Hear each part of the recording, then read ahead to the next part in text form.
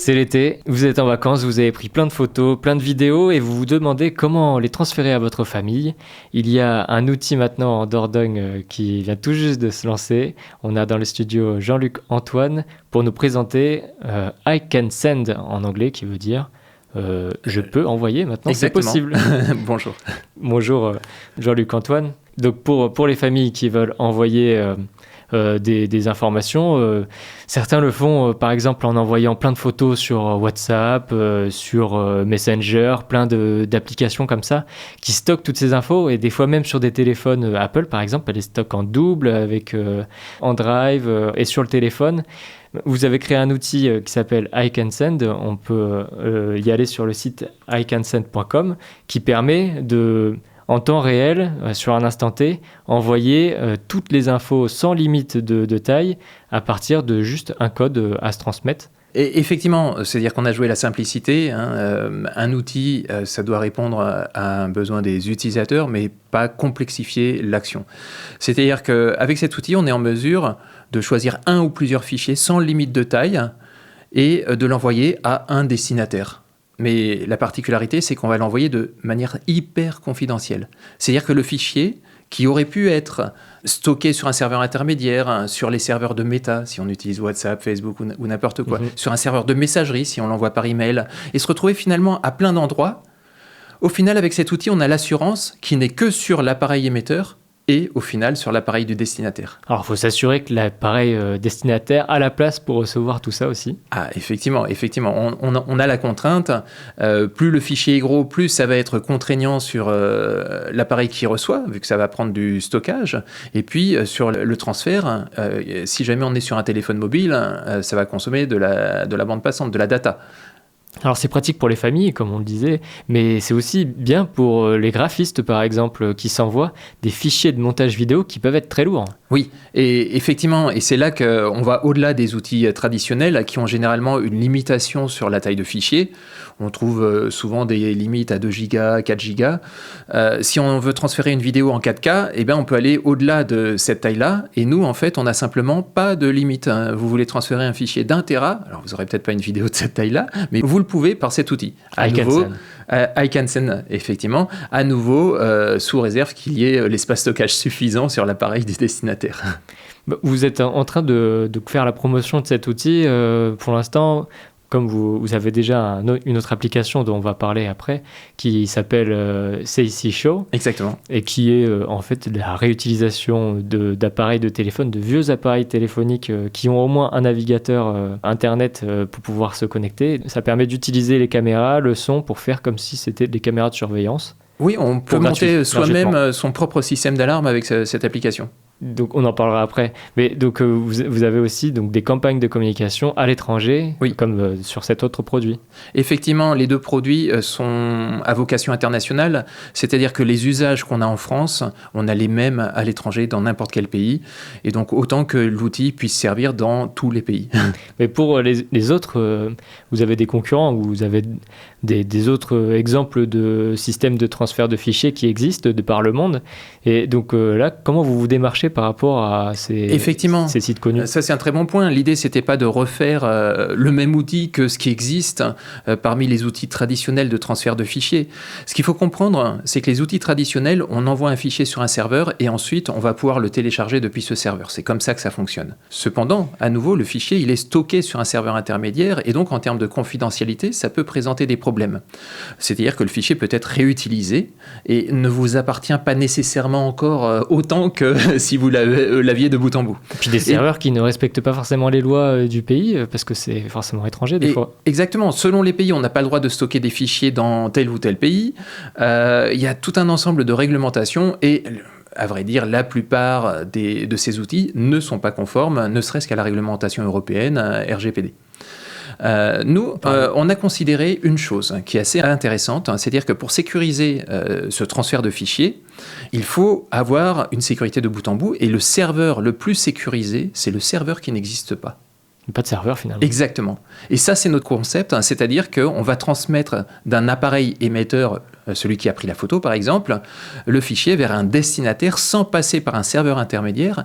Et en plus, on va s'assurer que sur le chemin, sur le transit réseau, le fichier n'est pas corrompu. Et alors, comment faire est-ce qu'il y a une application à télécharger sur des téléphones, par exemple? Ça, c'est intéressant. C'est-à-dire qu'on peut l'utiliser avec application ou sans application. Vous allez tout simplement sur iCanSend.com et là, vous pouvez déjà utiliser l'outil dans votre navigateur sans rien installer. Et si vous l'utilisez fréquemment, alors vous avez un bouton d'installation qui peut apparaître sur Android ou sous Windows. Et en un clic, en 3 secondes, vous avez une icône correspondant à l'application, ce qui vous évitera de passer par le navigateur pour aller la chercher. Et rien n'est stocké dans une mémoire sur le téléphone? Alors, il y a une particularité, c'est-à-dire que cet outil, on a voulu aller au-delà des normes de confidentialité et de sécurité traditionnelles, c'est-à-dire qu'on a poussé le vice sur l'ensemble des concepts. Bon, tout d'abord, on n'a aucun cookie, comme ça, on ne vous trace pas. On n'a pas non plus le moindre élément d'identité vous concernant, c'est-à-dire qu'il ne faut pas vous loguer, vous identifier à l'outil pour accéder à l'outil. Pas d'adresse mail, il n'y a aucune adresse mail pour utiliser l'outil. Aucune adresse mail, aucun cookie. On a poussé encore le vice sur le fichier qui va transiter par le navigateur. Le navigateur n'en conserve pas la moindre trace parce que sur les systèmes de transfert traditionnels, sur certains systèmes, on va retrouver dans le cache du navigateur une copie du fichier. Plus on va démultiplier l'emplacement des fichiers, plus on augmente le risque en termes de confidentialité. Déjà, c'est une pratique, là, supprimer les caches dans les navigateurs Internet, que peu de gens connaissent. Donc, c'est bien d'avoir des applications qui sont bien conçues comme ça. Exactement. Et puis, on va éviter également de saturer l'appareil, hein, c'est-à-dire que quand on fait transiter des fichiers qui font plusieurs gigas, on ne va pas les monter en mémoire, parce que la mémoire de l'appareil n'est pas compatible avec ces volumes-là. Donc, en fait, on est en technologie streaming, mais sur laquelle on a rajouté une couche de sécurité pour s'assurer de la non-perturbation du stream. Alors, est-ce qu'il y a un loup quelque part? Les auditeurs qui pourraient entendre tout ça se diraient c'est bien, mais comment vous financez tout ça? Est-ce que c'est avec l'argent on va parler maintenant de CIC Show par exemple, qui a une version premium, une version payante? Effectivement, c'est le risque des outils gratuits. Comme on dit, si c'est gratuit, c'est vous le produit. Mmh. Et ça s'avère vrai dans la plupart des cas parce qu'il faut s'identifier, on collecte les adresses e-mail et on les utilise derrière, ne serait-ce que ça. Ou alors, dans le cas de transfert de fichiers, on va réutiliser vos fichiers. Dans d'autres cas de figure, on ne sait rien de vous. On ne connaît même pas vos fichiers, on ne sait même pas que vous avez effectué un transfert de fichiers. Il n'y a aucune trace de transfert. Donc on ne peut pas vous utiliser comme un produit. Donc quel est notre business model derrière? En fait, on veut redéfinir la référence en termes de confidentialité sur les transferts de fichiers. Et donc être reconnu en tant que iCanSend comme la référence en termes de confidentialité. À partir de là, on va avoir CIC Show qui va rayonner. Vous allez tout en bas de la page, vous voyez un Powered by CIC Show qui montre que c'est CIC Show qui a fait ce produit. Donc on va gagner en renommée et donc indirectement, on va augmenter l'accès à notre produit phare qui est le produit CIC Show pour sécuriser les biens et les personnes. Donc on va parler maintenant parce que c'est assez révolutionnaire, c'est vrai, il faut le dire. CIC Show, on se dirait, on a besoin d'une caméra chez soi, etc. On peut voir des concurrents qui vous proposent des abonnements très chers, etc. CIC Show, c'est gratuit. Et en plus, vous utilisez des téléphones qu'on peut avoir dans nos vieux tiroirs qui ne fonctionnent plus. Vous installez une application, vous n'avez plus besoin d'installer toutes les autres applications, il n'y en a qu'une seule qui est dédiée sur cet appareil. Et vous utilisez donc la caméra, le microphone et même l'accéléromètre pour savoir si ça tombe. Pour détecter des vibrations, des mouvements, etc. De façon gratuite. Et donc, vous faites la publicité avec iCanSend pour CIC Show. Oui. Parce que vous lancez aussi une campagne mondiale pour promouvoir cet outil qui n'existe pas à l'heure actuelle d'équivalent. Exactement. Là, pour le coup, on n'a pas de concurrent existant dans la mesure où finalement, on est parti de la réflexion, et ça, c'est l'INSEE, hein, donc l'organisme officiel des statistiques, hein, qui dit que 4 personnes sur 5 ne sont pas équipées d'un système d'alarme. C'est énorme. Et pourtant, on a énormément d'acteurs traditionnels permettant de sécuriser une maison. Je ne vais pas citer les marques. On les voit à la télé, on les voit partout. Sur les devantures des maisons. Mais les 4 personnes sur 5 qui ne sont pas équipées ne peuvent pas y avoir accès. Parce qu'il y a plusieurs barrières. La barrière principale, c'est la barrière financière. C'est-à-dire qu'il faut acheter le matériel, il faut le faire installer par un professionnel. Et ensuite, on a un abonnement onéreux tous les mois. Ce n'est pas possible lorsqu'on a des fins de mois difficiles. Donc ça, c'est le premier écueil. Le deuxième écueil étant sur la confidentialité, c'est-à-dire que le modèle maintenant des alarmes traditionnelles, c'est de la télésurveillance, c'est-à-dire que l'alerte est envoyée à un centre d'appel, un plateau qui va pouvoir regarder chez vous pour vérifier ce qu'il en est, si c'est une fausse alerte ou pas. Donc à tout moment, on peut regarder chez vous. Et ce n'est plus vous-même. Ouais. Et un serveur aussi qui pompe les données. Aussi. Exactement. Donc on a tous risque de confidentialité. Donc nous, on a voulu régler la barrière financière en proposant un modèle freemium. C'est-à-dire qu'on s'attend à ce que 99% de nos utilisateurs ne payent rien. C'est gratuit. Voilà. Donc par contre, vous n'avez qu'un seul appareil, c'est ça? Alors on est limité à 3 appareils, ce qui est déjà bien. 3 appareils gratuitement. Oui, parce que statistiquement, on a 3 appareils au fond des tiroirs. Ça veut dire qu'on est en possession de 4 appareils si on inclut le téléphone du quotidien. Les plus vieux, même des BlackBerry, pourraient fonctionner? Alors, ce qu'on a testé en plus vieux, c'est le Galaxy Note 3 de 2010. Donc voilà, pour vous donner un ordre d'idée.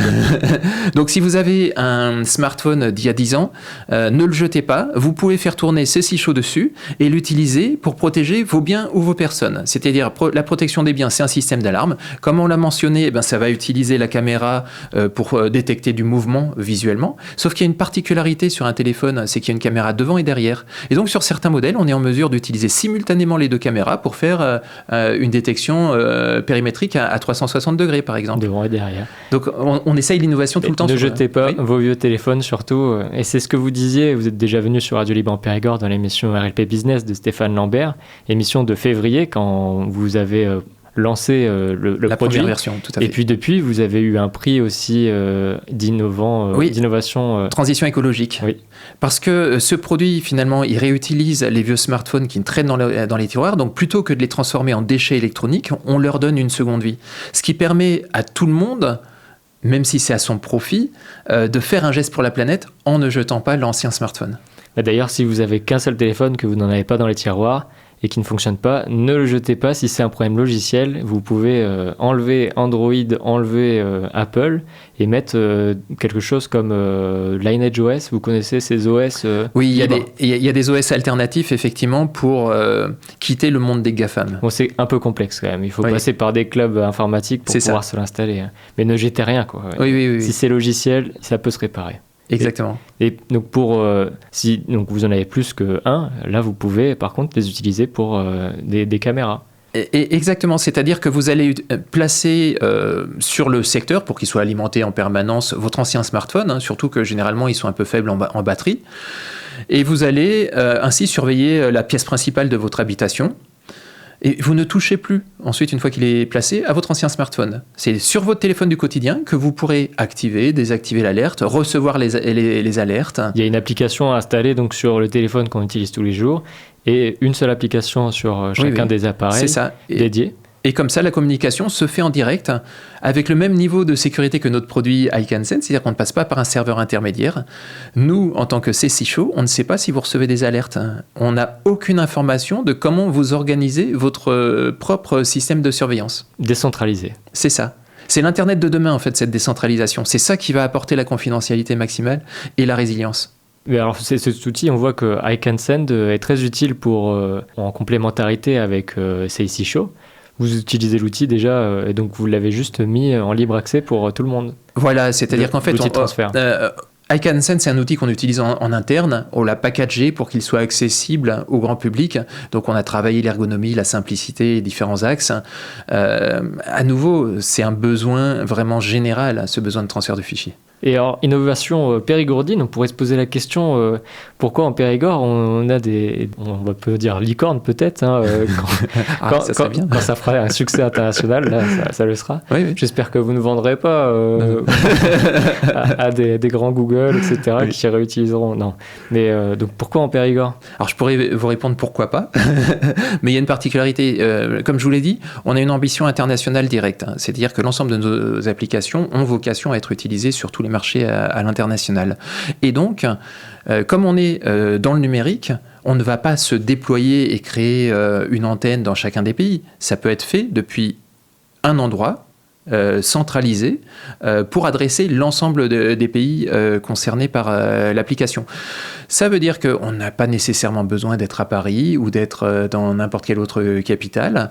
Et donc, on a choisi la qualité de vie, le pays de la truffe, de la noix et le cadre verdoyant. Vous avez des référents un peu dans les pays aussi pour la traduction au minimum. Alors, ne serait-ce que pour la traduction, nous, au sein des équipes, on a des personnes de nationalité de ces zones-là. Par exemple, on déploie sur le Vietnam, on a une personne vietnamienne au sein de l'équipe, mais qui est en France, qui n'est pas au Vietnam. Ouais. Et une version payante pour CIC Show qui permet d'avoir quoi d'autre Alors, la version payante, comme je vous ai dit, 99% de nos utilisateurs sont gratuits.